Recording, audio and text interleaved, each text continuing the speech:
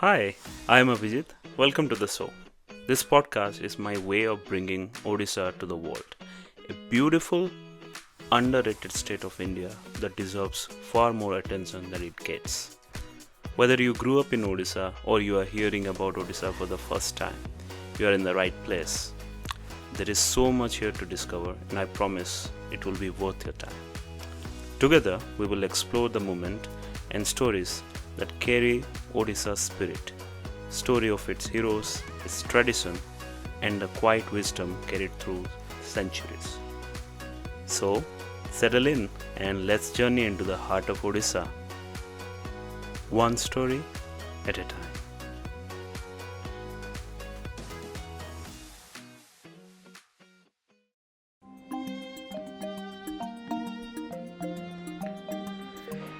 If you grew up in India, you might have heard about Kalinga War.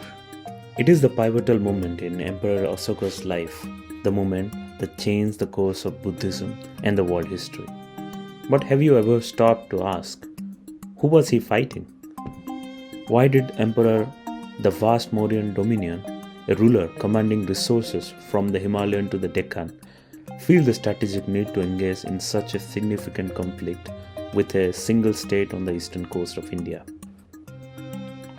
To understand the tragedy, we must first understand the glory. We need to look beyond the war and see the Kalinga that existed before the fall. Today, we are going to build the world of 3rd century BC piece by piece.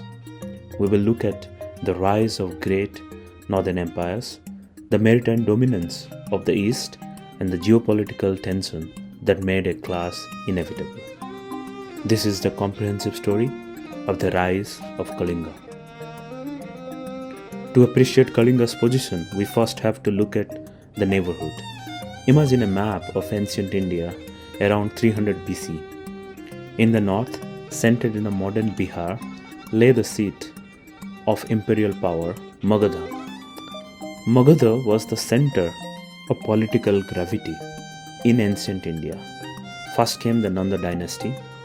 They were a formidable power known for their immense wealth and military organization. History tells us that Nandas and Kalinga had a long-standing rivalry. In one famous campaign, the Nanda rulers fought and defeated Kalinga and stole a sacred symbol, the Kalinga Jina, back to their capital as a mark of victory. It was a wound to Kalinga's pride that would last for generations. But empires change. The Nandas were defeated and were succeeded by the Mauryan Empire. Founded by Chandragupta Maurya and guided by the brilliant strategist Chanakya, the Mauryan vision was unique. They sought Chakrabarti status, a unified rule across the subcontinent. They brought administration, standardized taxes, and order to a fragmented land. They expanded west, north, and south. But there was a gap in their unification. While the Mauryan banner flew across most of the India, Kalinga, spanning modern Odisha and parts of Andhra Pradesh, remained sovereign. They were not subjects, they were an independent power. Why was this small coastal strip so important? Because Kalinga wasn't just a kingdom, it was an economic fortress. Kalinga's power came from a different source than Magadha's. While northern empires relied on agriculture and land taxes, Kalinga looked to the horizon. Kalinga was the master of the Bay of Bengal. The coastline was dotted with thriving international ports like Tamralipta, Chelitala, and Palur. From these ports, the fearless merchant sailors known as Sadhabas launched their expeditions. These weren't small coastal trips, they were transoceanic voyages. They built massive ships called boitas, capable of carrying large crew and tons of cargo. They sailed to Subarnabhumi, the land of gold, which we know known as Southeast Asia, such as areas such as Java, Sumatra, Bali, in Sri Lanka. Think about the economics of this. The Mauryan capital, Patliputra, was inland. To control trade routes effectively, access to the sea was vital, but Kalinga controlled the eastern coast. Kalinga controlled the sea lanes. Every time a ship sailed, Kalinga grew wealthier. They brought back gold, silver, pearls, and spices.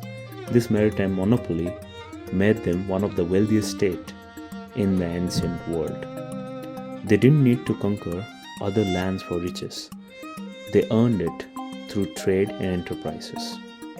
Now, wealth often attracts attention, but Kalinga was well prepared to defend its treasure. We have records from a Greek ambassador named Megasthenes, who lived in the Mauryan court of Chandragupta. He wrote extensively about the military balance of power.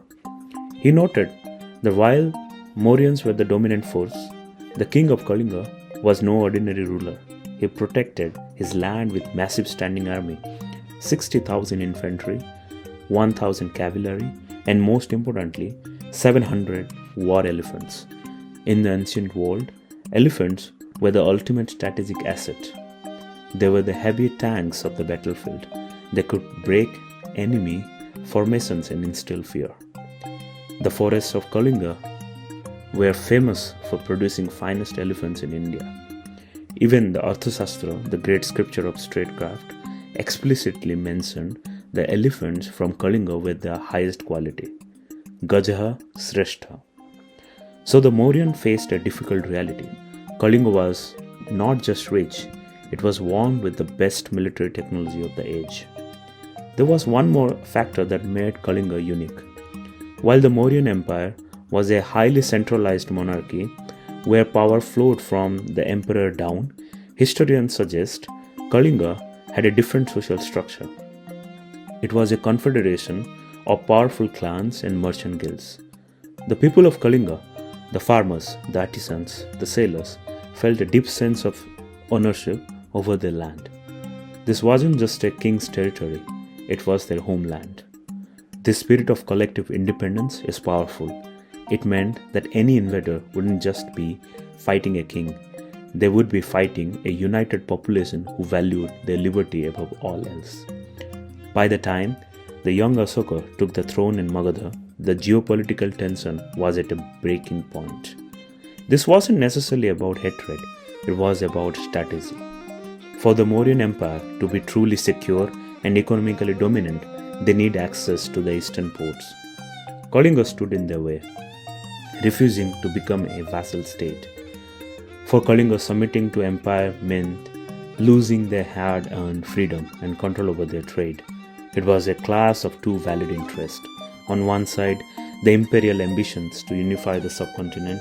On the other, the fierce determination of a state to remain free. So, what can we take away from this ancient rivalry today? It teaches us about the power of competence. Kalinga was geographically much smaller than Mauryan Empire, but they balanced that size differences by becoming experts in two things: maritime trade and elephant warfare. They didn't try to match the empire soldier by soldier. They built a niche where they were untouchable. In our own lives, when we face giants, massive competitors, or overwhelming challenges, we often feel too small to survive. But Kalinga teaches us that if you master a specific skill, if you own your own niche, like they own the ocean, you can stand tall against anyone. Kalinga was shining bright, a beacon of prosperity and independence. But in history, when two great forces refuse to yield, the ground usually shakes. In the next episode, we will move from Golden Age to the turning point. We'll witness the march of Ashoka, the fierce resistance of Kalingan people, and the war that ended an era but started a new chapter for humanity. Thank you very much for spending your time with us today. I really appreciate it.